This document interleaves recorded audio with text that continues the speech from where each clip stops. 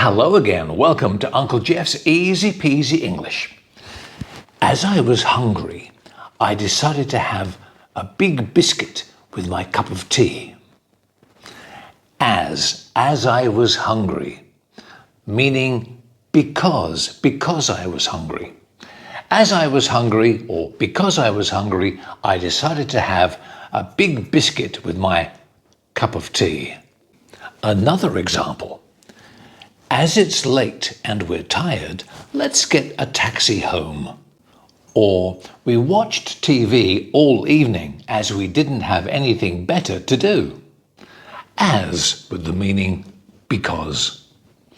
English grammar, as, easy peasy with Uncle Geoff. Thanks for watching. I'm going to have some more biscuit. See you next time. Bye-bye for now.